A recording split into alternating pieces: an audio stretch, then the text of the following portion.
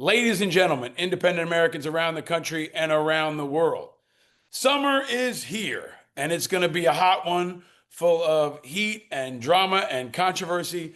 But we have a returning champion on the show that I think brings an appropriate level of cool and calm to everything happening in America and especially happening in Colorado Springs. He is a key element in our national movement for independence. Always an inspiring and important guest. The great and powerful Mayor Yemi Mobolade is back on Independent Americans. Welcome back, Mr. Mayor. Thank you, Paul. It's always a joy to be on your show. I love your energy. I love what you're doing. And by the way, thank you for having me on your advisory board too. That's been Oh, we had a great meeting with the whole crew, and I got to learn more about what you're doing. So kudos to you too. well, yeah, we're talking about Independent Veterans of America, which I want to get to, and you've been helpful in getting us jump started. You've been on the show twice before. It was like right around when you got elected the first time, Hmm. a year later. Now we're at the halfway mark, the halftime. Hmm. I want to get to that. I want to talk about the issues you're tackling in Colorado Springs, the national environment. But let's start where we always start. You've got a great purple suit on, which you said you wore especially for us. But where are you and how are you, Mr. Mayor? I'm good. I'm in my office here in Colorado Springs. I am with my purple suit. I wear it strategically to make a statement, and the statement I'm making today is I'm a political independent. It's how I got into office, and it's how I'm leading. And purple signifies this sort of like this mix of red and blue, this third way of leadership, political leadership. And purple also is also a nod to the Purple Mountain Majesty. Colorado Springs has, we would call it, it's Pikes Peak, America's Mountain, and it's that this mountain birthed the song "America the Beautiful," was written years ago because of this mountain in this community. And so I am representing a number of things by wearing purple today, but most importantly, the political independent nature of my leadership. Well, I think you're continuing to represent hope. And when we were getting ready to hit record, I said you were kind of a secret when we first started talking, but I think you're less of a secret now. You've really made a national impact. I want to talk about that. But can you give me a sense now, 2 years in, you're an independent, you're one of the most visible independents in the country. I think you'll be a really essential leader for the independents in the next 2 years. But how's it going? You've been there 2 years now. You're one of maybe the highest profile, maybe the biggest city for an independent mayor in America. How's it going, and how is it going as an independent? It's going well despite the political challenges. The job is hard. The work is hard, but the work is equally rewarding. I said by far it's the best job I've had. It's also the hardest job I've had. But isn't that true in life? There's the two sides of the same coin, and so I'm loving it. I especially being a political independent. I make decisions independent of political agendas or preferences. It's really I'm equipped to do what's right for the community. It's paying off. And Paul, I got to be honest, it's also hard to be politically homeless Mm. because you don't necessarily, sometimes you get criticized by both the left and the right, and you don't necessarily have a tribe, a home to land, and people who are just you can do no wrong because you're one of us. But I'm so glad I don't have that too because I need to be held accountable. My decisions need to be about the people of Colorado Springs as opposed to just making a political group happy. So I am equally making people happy and upset at the same time every day. That means you're probably doing it right, and it's unusual in that regard, right? And that's why I think it's so important because you're showing how an independent can carve out a different path. And you've been covering everything from potholes to immigration to hate crimes to military families, right? You're spanning the spectrum, especially in Colorado Springs. But let me ask you, the recent news, there was this hate crime hoax situation. I know you've commented on it, but let me ask you to talk about the larger environment that you see.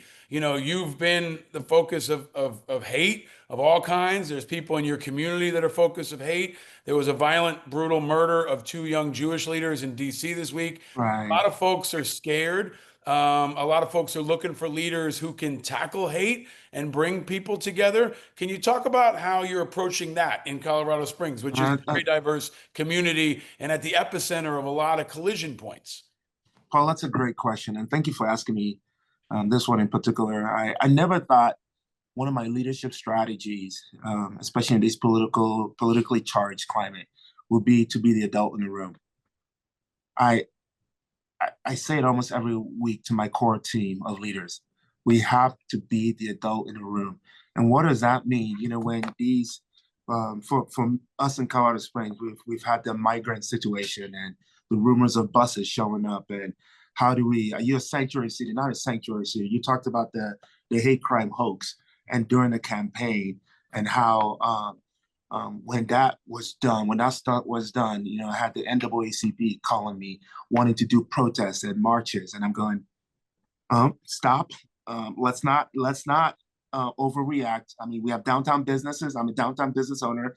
I mean, there's impacts to to riots and so to constantly be the guy who is just trying to de-escalate um, these high tense feelings and trying to bring everyone to just kind of a third way and what's reasonable, what's practical, and what's about the people. Um, I think it's one of the unique opportunities of this to lead differently in these political times. My friend once said to me, "Boy, Yemi, you sure picked the wrong time to go into elected office," and I knew what he meant because of everything that's happening on the federal level, state level, local level. And I said, actually, I wonder if it's the right time to be in office because of what we're dealing with today. I do believe our world, our nation, and our cities need a different kind of leadership. We need adults in the room and leaders who that actual phrase that says desperate times call for desperate measures. I hate that statement Mhm. because you can see what desperate measures are doing. Like you just talked about the anti-Semitic the killing of the two Jewish people in DC, which is just so not okay. These are desperate measures are ruining us. They're killing us. Mhm. But I believe desperate times call for a new type of leadership and a new generation of leaders who are going to lead with courage, empathy, and humility. And that's the opportunity in front of me right now. And you're a role model who's talking to people in a respectful way and in a thoughtful way and acting like an adult. It seems like you're, Even with people we disagree with, yeah, yeah. concept to humanize them. Yeah, well, and you're also, you're able to bridge the gap between different groups, but at the same time show strength and empathy. And your personal story is a key part of that. I think that's why people trust you.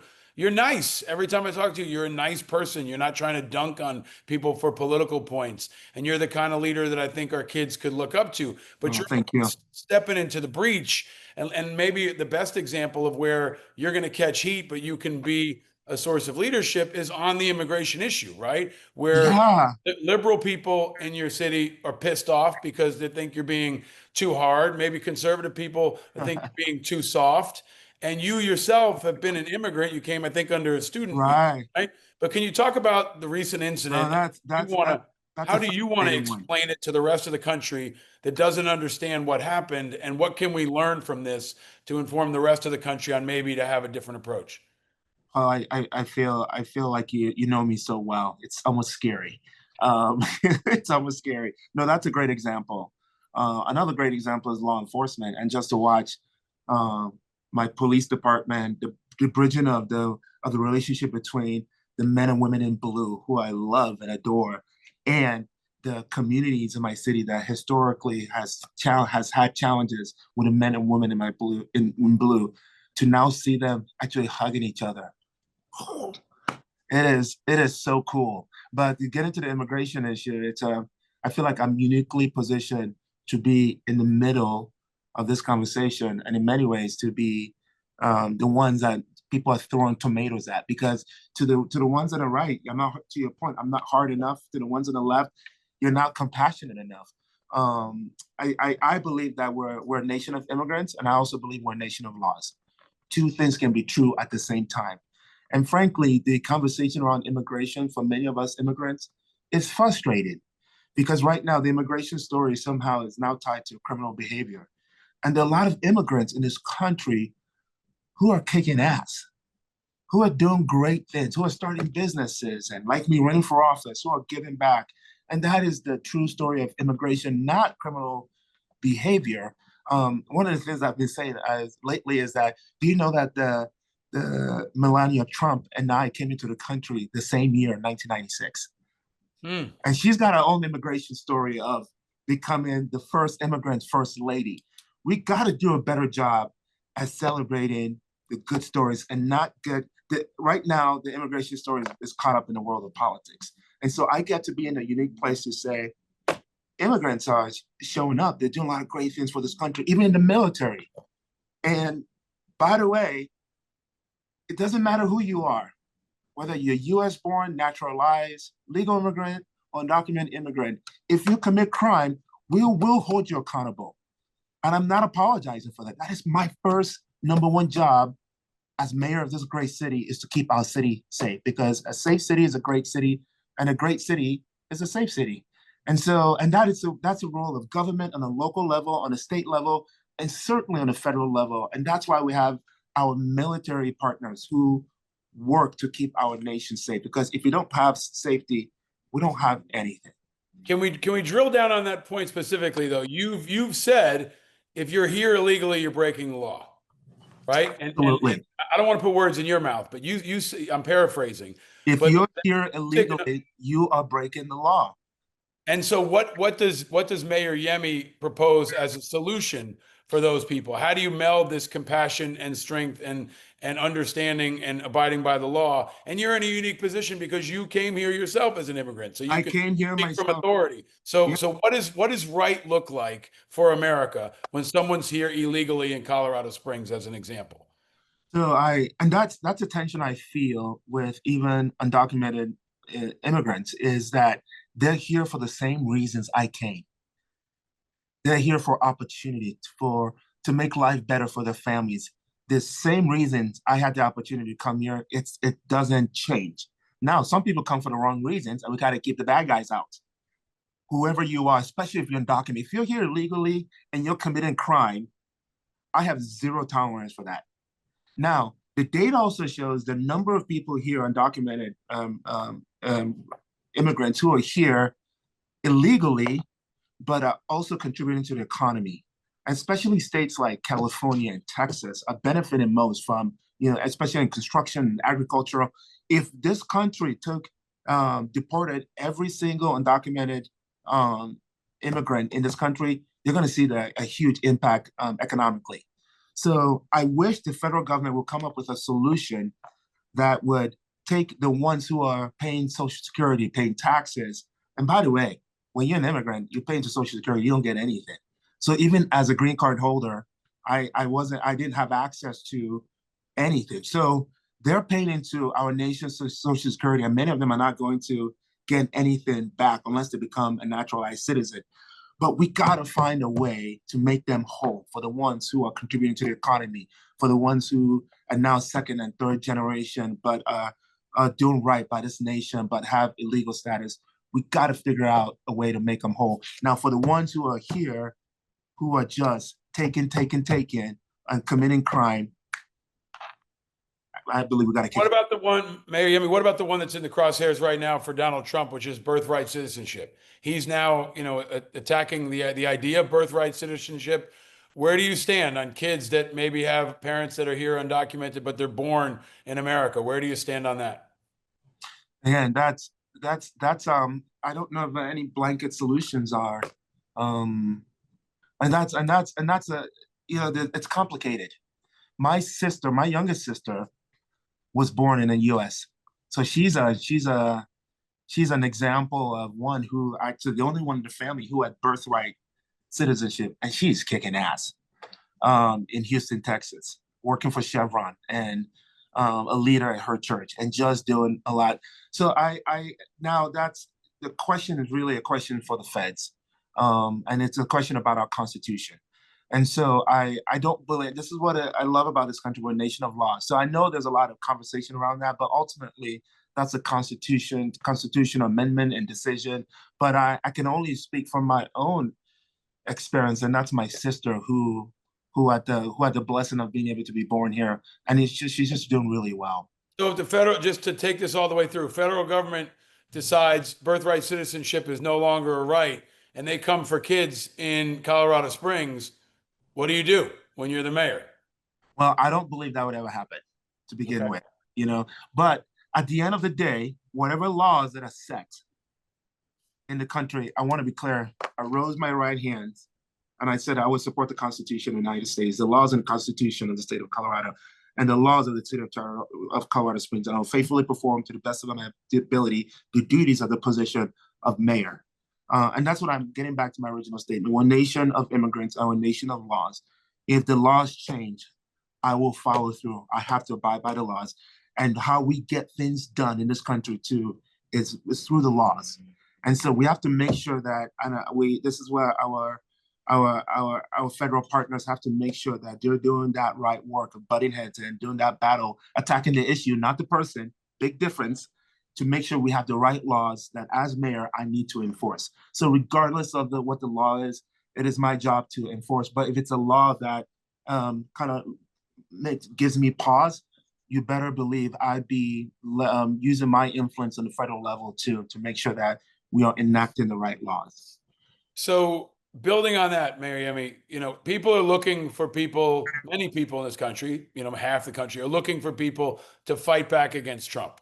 Some people want them to go with the flow and try to compromise Trump. Mayors, especially, are at the epicenter, right? You've got We some are. mayors that are creating sanctuary cities, are going to fight like hell. You got Mayor Adams here in New York, who seems like he wants to deal with Trump. Trump's, plowing through a lot of things that impact people in your community, and he might not abide by laws, right? We've already seen that he's trying to circumvent some federal laws in the meantime while they go to appeal. What's your overall approach to Trump, right? How are you, as the mayor of Colorado Springs, what's your philosophy, what's your approach, what's your strategy for Trump for the next few years? That's a great question. I don't have any strategy for Trump. I do have a strategy for how we work with our federal partners. And I think that's a problem of just how we. I think now I don't want to minimize the power of a mayor like me making decisions, but I think there's an overemphasis on one person, on Trump, or Governor Polis, or Mayor Yemi, and I'm stripping that in many ways.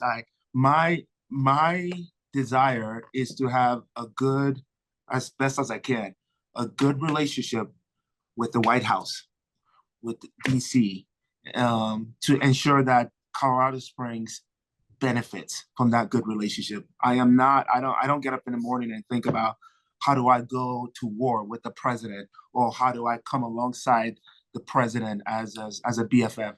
I have a job to do. Part of my job is ensuring that the safety of my community, or ensure safety of my community, our infrastructure. By the way, I need federal grants to accomplish just two things: roads, bridges, my airport, which is going to international status next week, which was celebrated. Those things all require a good relationship with the White House, with the president's team. The same way I had a good relationship with President Biden's team, I intend to have a good relationship with the president's team. Now, we're not going to agree on everything, but same thing with the state, Governor Polis. Being in a more conservative city, and so many people in my community want me to be at odds with the governor. I'm not going to be at odds with the governor who's a Democrat. I'm going to find common ground in areas of opportunity that we can work together so that the people of Colorado Springs benefits. And with the White House, my people benefit from keeping Space Command here. That's one that we've said, is the president going to move that to Alabama, because that's been caught up in politics. But there's no need to be at odds with the president when Space Command is still here, and we're working together on the issues that are both important to us. And being a military community, 5 military installation bases, and that's the president's purview. And I have to make sure that I have a good relationship with the president, just even for our military partners. But for now, he's playing nice, right? He hasn't removed Space Command. You don't think your federal funds for infrastructure are in jeopardy. But if he says to you, hey, Mayor, you better lay off on ICE, right? Don't turn into a sanctuary city, or I'm going to send Space Command down to Alabama. I'm going to revoke your federal fund. That's how he does business, right? And we've got, let's use Governor Wes Moore as an example. The FBI headquarters is now become a political chew toy. That was set, that was settled. Now Trump's talking about, pulling it out. This is working for now, but you might be at a loggerheads in the next couple of months if he continues to do with your city what he's done with most others, right? I love me Governor Westmore. Well, so I'll You take that as a, I'll take that as a you punt. introduced us, by the way. Yeah, I did. I did. Well, Yeah, you introduced us. I I take think it as a punt, but also you guys are going to be ones to watch, right? Like not the only ones, we but you. are. How We are you are. going to approach the Trump And administration? I want us to be a city to watch because, again, Paul, going to the spirit of this conversation, this is why we need independent leadership because none of the answers are easy. Mhm. And there's some things the president and I are going to agree on. There's some things we're going to disagree on. But at the end of the day, we can find common ground. Um, I mean, it is within the purview of the federal government to keep our nation safe. And so ICE is an important function of the federal government's responsibility. I mean, you know this, and Obama had probably one of the most massive deportation efforts of any modern day president that we know. Most people don't know it because it just wasn't a public in the public arena. It Yeah. wasn't Yeah, but celebrated. this is pretty public. But I mean, we got ICE people pulling people off the streets, and the next level is, hey, maybe we use federal troops, or maybe we use the National Guard like they are on the border. There is an escalation here that is different that I think is going to put mayors, especially at the crosshairs. And I'm rooting for you. I think you're in a unique position to potentially bridge that gap. But Trump has not shown any interest in dealing with anybody except loyalists, right? He's not doing a whole lot of compromising here. So we're going to watch it, and I want you to come back on as that evolves. But let me ask you about the broader okay. independent landscape. We're seeing a flood of people. You've been supporting us at Independent Veterans America. We got probably half a dozen independent Senate candidates next year. We're going to have people running for mayor. We've got Jim Walden was on the show a couple weeks ago running for independent mayor of New York City. I'm going to have Tim Kelly from Chattanooga is going to come on the show soon. But you were kind of a tip of the spear. I think in many ways you're a model for what independence can look like. What do you think next year looks like in the midterms? Where do you see opportunities for independence, and take it all the way out to 2028? Do you think we'll have a viable independent candidate for president, and maybe you're on the ticket? Uh, I don't think I can be on a ticket unless there's an amendment to the U.S. Constitution, since I'm not natural born a citizen. But I do think there's always been room for an independent leaders and a different generation of leaders who are not beholden to political parties. But that's always been true, but even more so today. I feel like it's even more true. You see so many Americans are leaving both political parties. In fact, in this data point is not only true in Colorado, it's true nationally. We are the fastest growing political party. In Colorado, we're called unaffiliated. And I have a love-hate relationship with that word because unaffiliated almost makes it seem like you don't affiliate to anything. No, we affiliate to strong American values, but we just don't want to affiliate to political parties. So it's fast and growing in my city and in the county. It's growing in the state, but it's also growing in the country. So I'd say for all the independent people thinking about it, your time is now. What I did is not a unicorn. Some people see it as kind of a special one-off. No, it really is. I mean, I got elected because of the support of Democrats, Independent, and Republicans. Ultimately, they were making a choice about a leader. This leader happened to have a darker color of skin. This leader happened to be a former pastor, happened to be a business person. It didn't matter. And by the way, let me connect my story to two other stories, even though these leaders are more belong to political parties. But remember when President Obama announced he was going to run? What did the Democratic Party do? They just kind of dismissed it. This 2-year junior senator, this is not a real thing. And what happened? He won. America said, "Who? That's who we want." Remember when Trump announced he was going to run, that famous escalator scene? What did the Republican Party do? They laughed at it. They dismissed it. This is not a real thing. When Yemi decided to run, what did the local folks do? Ah, this is a joke. This is not a real thing. In all three of these stories, America said, no, this is who we want. The point I'm making is that there's a growing appetite from Americans to elect different kinds of leaders. And that's where independent leaders show up. And I think there's a growing interest in what they have because they're just tired of the same old. Even though Obama and Trump belong to political parties, they both leaders barely had any experience. You could almost call them independent leaders. They barely had any experience with the political parties. It just shows you there's a growing appetite for a new generation of leaders in our country. Well, they were rock stars in their own ways. Like I knew Obama when he was on the VA committee when he was a junior senator. I saw it right away, and I was not one of those people who dismissed him. I saw him as a uniquely Because you're an independent leader, so you saw well. something. Yeah. I'm objective, and I saw the rise of Trump as well. And I've mentioned other leaders that have kind of shot out of nowhere to most people who aren't paying attention. But I think anybody who's paying attention to you recognizes that you are a unique leader. Your style and your approach and your bio and your commitment is unique. But there's also what you represent, which is this unique opportunity, which I Right. see all across the country. You see it as well. Are there any other independents that you've seen that you think embody? If you were going to say, hey, I'm putting together a dodgeball team, are there any up and comers, even locally, that you've seen that folks should watch out for that you think are kind of junior rising stars?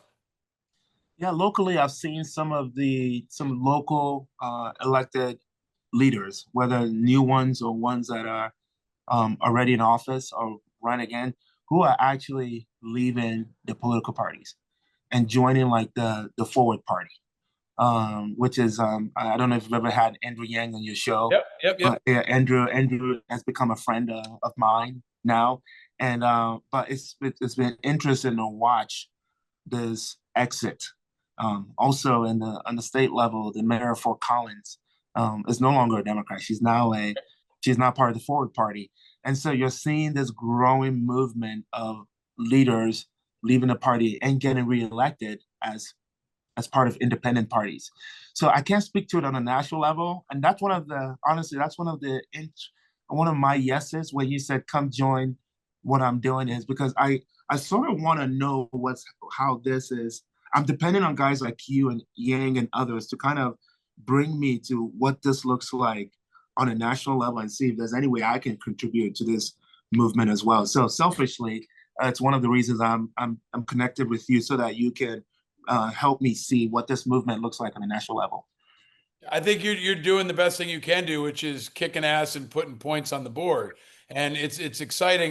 Maybe we can make this happen. But to be able to get, Dan Osborne, we had Brian Bangs on the show, who's Oh running yeah. Dakota, right? He ran last time as a Democrat. He's running as an independent. We've got Jim Walden. We've got all the vets we endorsed last time. We've got more coming. I think we could see as many as 300 candidates from Independent Veterans America next year. But I think, holding Wow. you up as an example is really important because the thing I'm struck by is you all don't know each other, and we're trying to make those connections. But the country doesn't know your story either. I was glad the New York Times did this profile of you that gave you some shine and showed the opportunity. So let me ask you a final question, Mayor, is what do you want to get, what's one thing you want to get done in your next, you're at halftime, you get the second half here of your first term. What's something you want to get done that's important to Colorado Springs, but also could be an insight into how America could get things done if they approach it from a more independent mindset? Few things. One, you know, I often say my job is twofold: to administer excellent city services, public safety, public infrastructure, and our public park, and also to administer hope. Mm. I want to do both of those well, um, and that makes me emotional. When it comes to excellent city services, one of my legacies is to truly is to be around public safety. The mayor that the African American mayor that was for the men and women in blue and gave them the resources and tools they need to succeed. Because I came from a world where we didn't have anybody to call for help. I got robbed at gunpoint in front of my house, and there was nobody to call for help. So I'm so thankful for the women and men in blue who are laying their lives out to keep us safe. So I want to support them. I want to give them the tools they need to do the job. I want to get us back to authorized strength. We haven't done that since 2019. I've hired 222 officers since I started in 2 years ago. We're 800 for the first time in our city's history. So we're looking at a new Center for Public Safety Excellence. We're talking best in class to bring in police, fire, some of our military partners and county and Office of Emergency Management into this scenario-based center with leadership development and mental health for them, and retooling and ensure that we're staying ahead of the changing landscape in public safety. So I want to be, and then the other side is upstream solution, mental health. How do we prevent some of these issues from happening in the first place, and working with community-based partners that are stopping gang violence. That's one of the things I want to know in terms of my legacy and things I got done. And the other side is just to administer hope in these times. Hope is scarce. People are panicking. There's so much uncertainty. And I wanted young people and people of all ages to be able to look at my leadership. And that's been told to me. I met a guy who at the airport, and he's originally from I think it was Austin. And one of the things he said is one of the reasons I moved to this city is because of you.